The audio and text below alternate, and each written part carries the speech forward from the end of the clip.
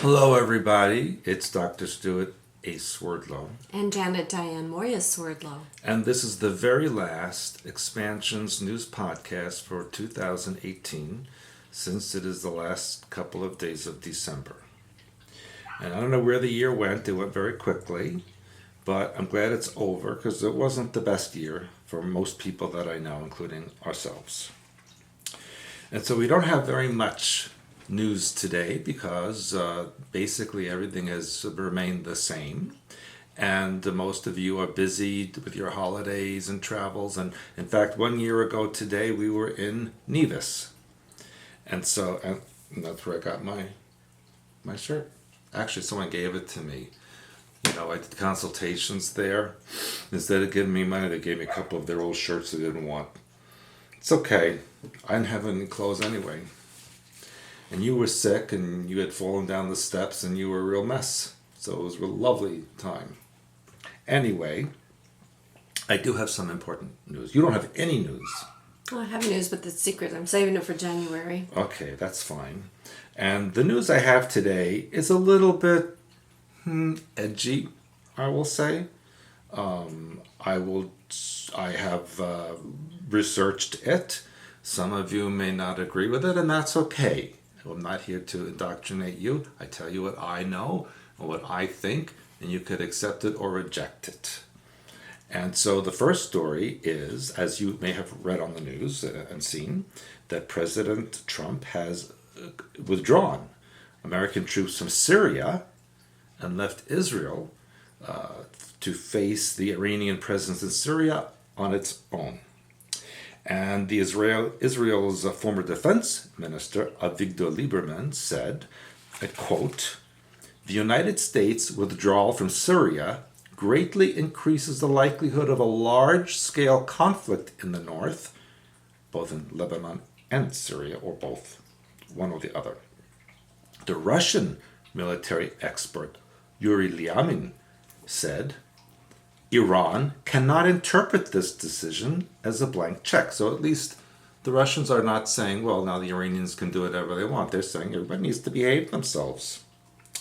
And further on, they said, we must not forget that Turkey is now threatening to launch a new military operation against the Syrian Kurds. This operation may lead to real Turkish control over a significant part of northern Syria. Such development is unlikely to please the Syrian authorities and its Iranian ally. And that makes quite a mess because, you see, Turkey is allied with Iran as well, and Syria is aligned with Iran, and Russia is aligned with Iran and Syria, and Israel is against all of them except for Turkey. They're friends again, but it's a big mess. So President Trump didn't just do this haphazardly, as CNN would have you believe. This was all done on purpose. All of them got together, the Syrians, the Russians, the Israelis, the Americans, and I am sure, because I looked at this very carefully, I am very sure that this was designed to allow Israel and Turkey to eliminate ISIS and others from Syria and let everyone take care of their own stuff. And in this way, if Israel attacks the Iranian positions in Syria, then there's no worry of hurting American troops that are there, you see, as happened with Israel attacking Syria and injuring and killing Russian military. So we will see what happens in the next couple of weeks. It should be quite interesting. And along the same idea, we talk a lot about Islam. I've taught about Islam in my classes. And I'm going to read you some information from a Muslim journalist. Mind you, this is not what I wrote. This is not exactly my opinion. This is from a Muslim journalist who said that there are many politicians, academic professors throughout America who have been funded greatly by Islamic governments and organizations to market a highly sanitized and distorted version of Islam to young and impressionable minds. including leftist media and journalists and many others.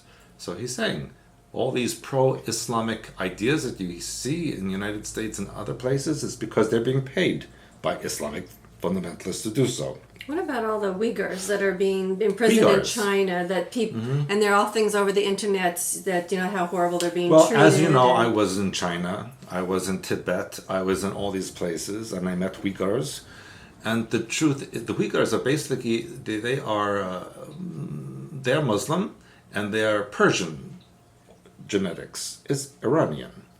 And since the collapse of the Soviet Union and the breakup into various republics, many of which are Muslim majority, like Tajikistan and Kyrgyzstan and all those other stans, those nations are funneling former Soviet weapons into Western China for the Uyghurs to attack the Chinese. So I don't blame the Chinese for doing what they do,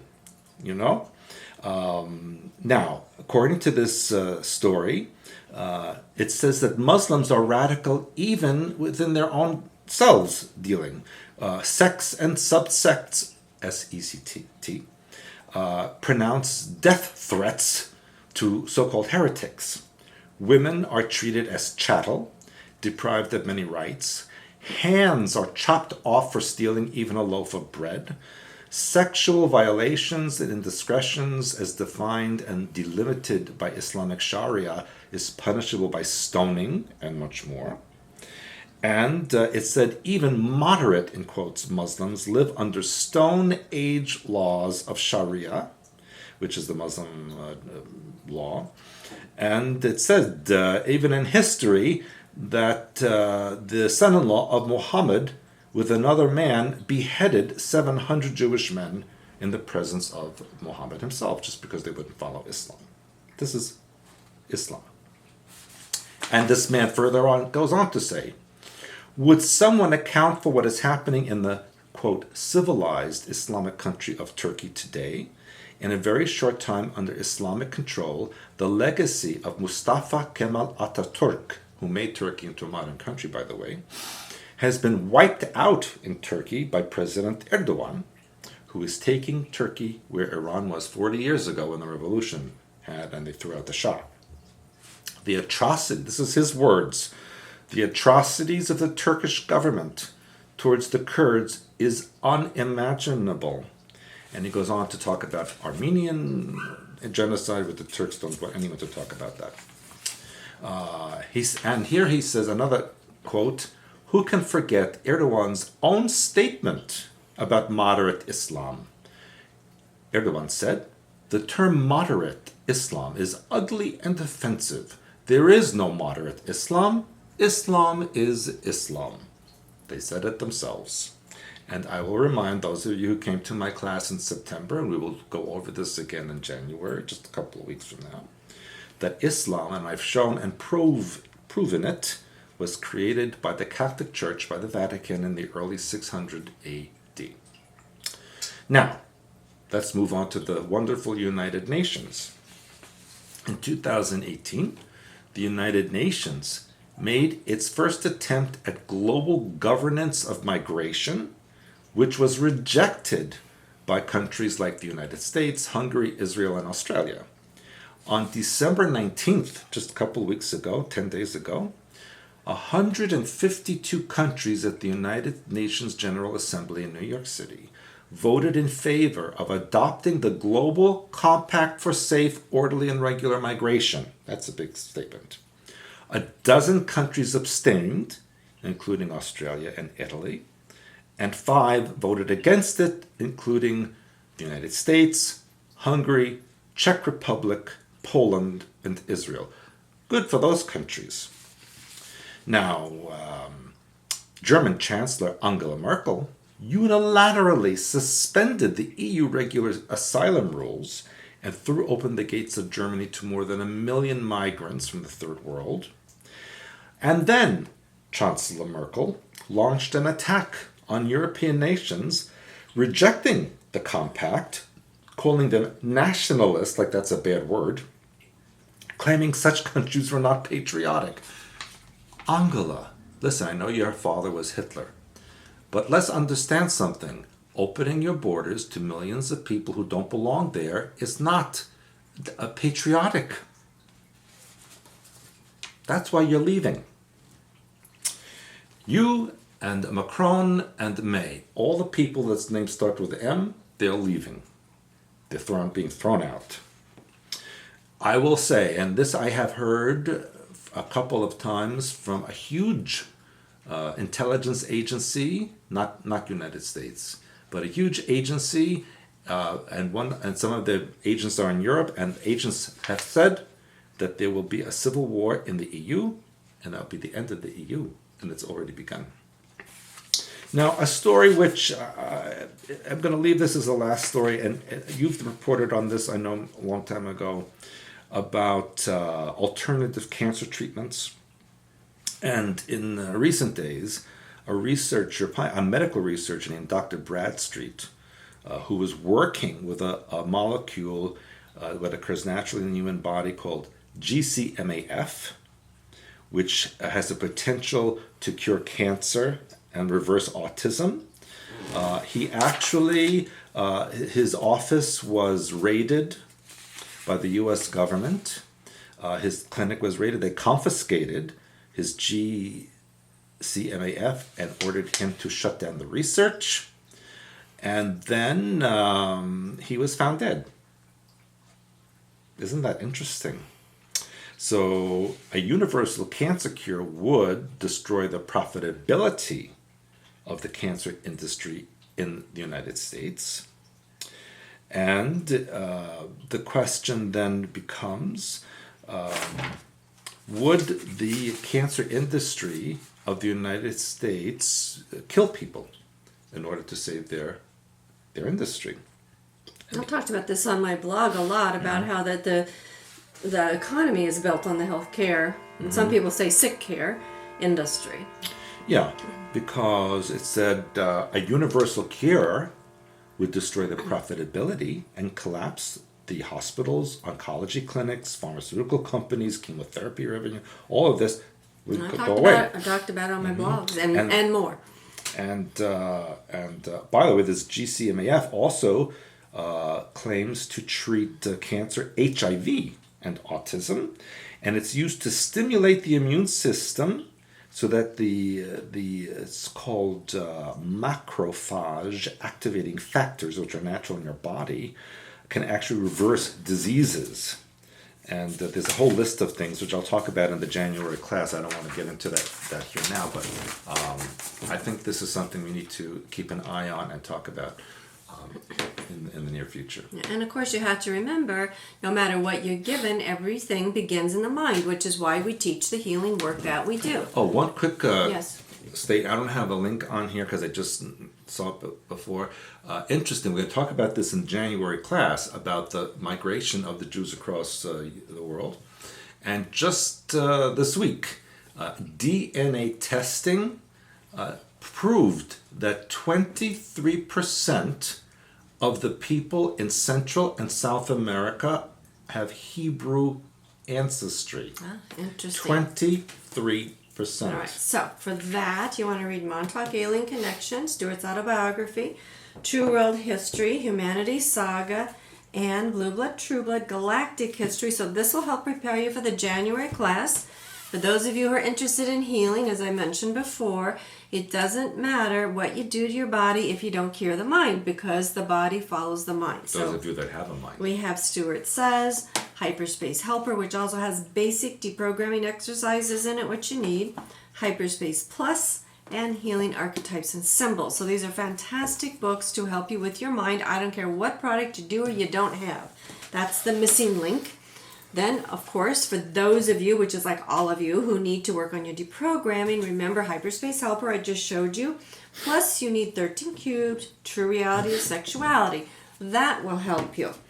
Now, basic, universal law, decoding your life, which I want to remind you, I wrote this almost 40 years ago, and it is still valid. It will always be valid because it's universal law. So, Decoding Your Life is an amazing book. We have this series for children and for those of you whose language is not English, the first language. So these are great as well. My little fluff series, White Owl Legends. For those of you who are interested in Native American work, this is an archetypal story of creation interpreted by Stewart from a trance medium who received this back in the 40s. So this is also a fascinating book. And of course we have in January, we will be getting again our self-healing group webinars. It's called Affirming You, based on my affirmations book.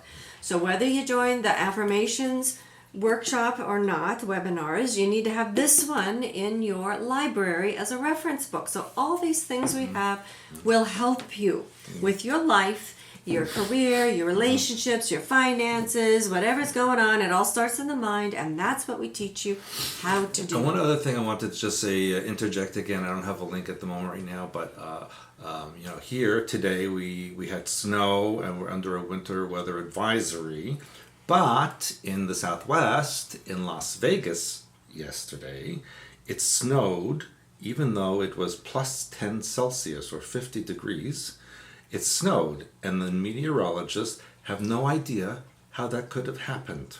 Yeah. So lots of interesting things. The world is always an interesting place, and we help you figure it out, and you can understand for yourself. Not what we tell you, but what you think for yourself. So get a membership on our site, less than $1 a day, about 50 cents a day if you get the annual membership. And our January class, as Stuart said, starts in about 2 weeks. Is that right? Not even. And we have like maybe one or, it's actually filled, but let's put it this way. If you really want to come, we could squeeze in another one or two, but basically it's filled. I could squeeze you in. And then in March, will be in Quito. And then I've also been invited to Istanbul again before Quito, but we'll see about that. And then, of course, Havana again in May. Yeah. Big deal. And end of June, we have our Italy trip, our Clear Health and Healing trip. If you want to walk the paths of the ancient Waldensians, and of course we do talk about the Waldensians here, which is my ancestry, and we talk about it a lot in our classes as well. So we always have lots of things going on in the world. Please like, comment, subscribe, and share. And when you comment, we appreciate those of you who say kind things, or if you want to disagree respectfully. And don't please judge or throw stones or call names or tell us how horrible we are. They'll just say those things. They can do what they want anyway. Yeah, they're going to do it. So anyway, if you're going to go out and drink, just remember to put the lime in the coconut and drink it all up. Happy New Year. Happy New Year to everybody. Bye. Bye.